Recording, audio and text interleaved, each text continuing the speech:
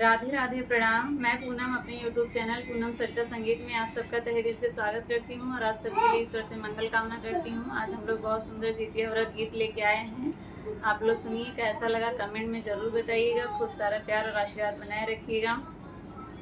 मचिया ही बैठली धनिया तपिया से अरज करई हो, पिया लइयावा चटक चुनरिया देखत नीक लागई हो, पिया लइयावा चटक चुनरिया देखत नीक बोलिया त धना बोलिउ सुनत नीक लागई हो, धना जब लाल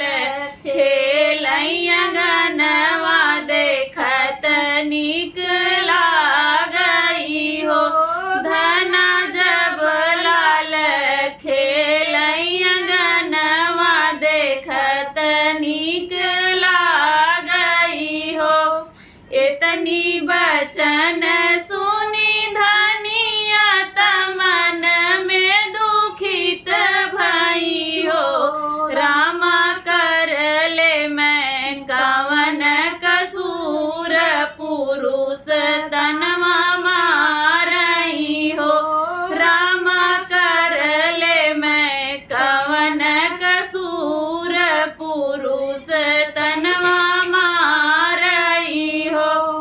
भोरवाई खिड़की नहाई त सूरजु मनाई हो,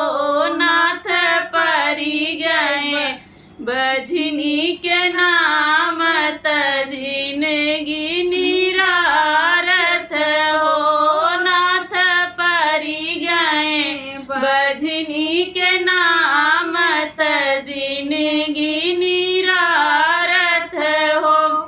ऊपरा से उड़त चिल्हनिया पोटरिया गिरावई हो,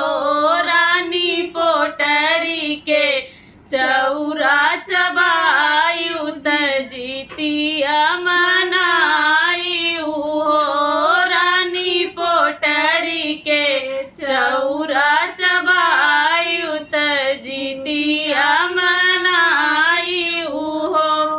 आठ महीनवा के बीतत नवाए के लागत हो, सखी रोवई लागे अंगने ललनवा गवाई सखी सोहर हो, सखी रोवई लागे अंगने ललनवा गवाई सखी सोहर हो, आई गए आसिन मास त धनिया अरज करई हो, पिया सोनवा के